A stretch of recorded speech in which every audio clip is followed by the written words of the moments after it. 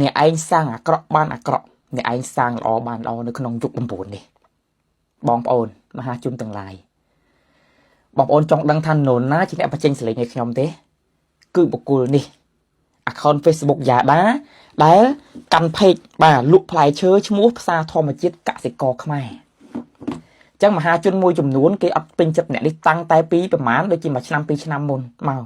ដែលមហាជនខ្លះចោទប្រកាន់ថារ៉ូស៊ីពូកែបោកប្រាស់មហាជនឥឡូវនេះខ្ញុំបានទទួលព័ត៌មានពីសមាជិកមួយរូបនៅខាងបាត់ដំបងបោះមកឲ្យខ្ញុំទុរេន3លើកដែលអាឡែនយកពីសៀមប្រហែល 2000 គីឡូបោះទៅឲ្យអាជីវករនៅកំពង់ចាមនោះគឺទៅបោះទៅឲ្យម្នាក់យ៉ាដានេះឯងហើយយ៉ាដានេះតែងតែ live វីដេអូលក់ថាទុរេនខ្លួនជាទុរេនខ្មែរបោកប្រាស់មហាជនរាប់ឆ្នាំណាមិនត្រឹមតែប៉ុណ្ណោះយ៉ាដានេះគឺជាអ្នកបញ្ជាទិញពីអាឡែនហើយយ៉ាដានេះបានចម្ពាក់លុយអាឡែន4លានរៀលនៅពេលដែលអាឡែនទាគឺអត់សងលុយអាឡែនទេដល់កាលណាអត់សងខឹងគេចង់ធ្វើបាបទម្លាយសម្លេងនេះមកកាន់ខ្ញុំណាបងប្អូនគេឆាតមកខ្ញុំដំបងថាសួស្ដីបងខ្ញុំចង់ឲ្យបងផុសពីឈ្មោះដែលនៅតែនាំចូលទុរេនសៀមមកលក់នៅខ្មែរទាំងដែលខ្លួនឯងជាក្អែកពាក់ស្លាប់ហងខ្លួនឯងនឹងឯងគឺជាអ្នកបញ្ជាគឺជាអ្នកកំងទិញទុរេនពីសៀមតាមរយៈអាឡែនណាអ្នកឯងសាហាវម្លេះ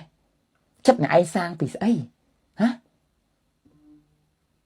អ្នកឯងអត់ឃើញការឈឺចាប់របស់វីរៈកងទ័ពនឹងជនភៀសសឹកទេអ្នកឯងអត់តន់ឈឺចាប់ជាមួយនឹងគេពងកពតបលាលុះទេខ្ញុំសួរហ៎ខួរក្បាលឯងខួរក្បាលស្អីហេតុអីបានជាឯងកើតមកមានសន្តានក្បត់ជាតិដូចនេះ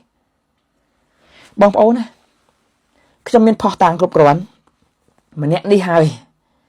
គឺជាអ្នកទទួលទិញបាទទុរេនទាំងអស់ហ្នឹង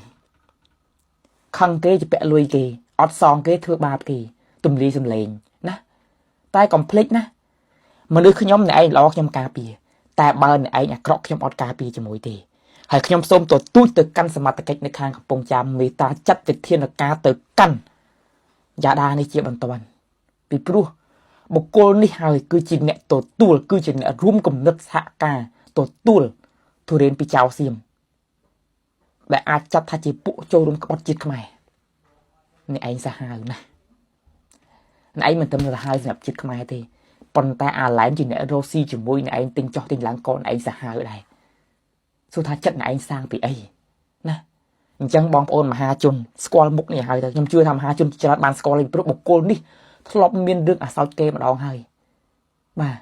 ប៉ុន្តែអ្នកឯងនៅតែបន្តធ្វើទង្វើអាក្រក់ទៀតតែអត់កែខ្លួនទេណាអញ្ចឹងសូមឲ្យច្បាប់ចាត់ការបុគ្គលនេះពីព្រោះអ្វីគឺបានដឹងអស់ហើយអ្នកដែលទិញគឺម្នាក់នេះឯងហើយទៅថតសម្ញែងទៅសម្ដែងនៃចំការទុរេនធ្វើដូចជាខ្លួនឯងហ្នឹងបេះទុរេនខ្មែរពិតប្រាកដតែធិតពិតគឺចេតនាយកទុរេនពីស្រុកសៀមយកមកលក់បោកប្រាស់ប្រជាជនឯងណាកាប់ប្រជាជនឯងហត់ឈាមប្រជាជនឯងដើម្បីតែផលប្រយោជន៍គ្រួសារឯងអ្នកគឺជាមនុស្សដែលអាត្មានិយមជាទីបំផុតបាទអរគុណបងប្អូនណាឥឡូវរកមកឃើញហើយ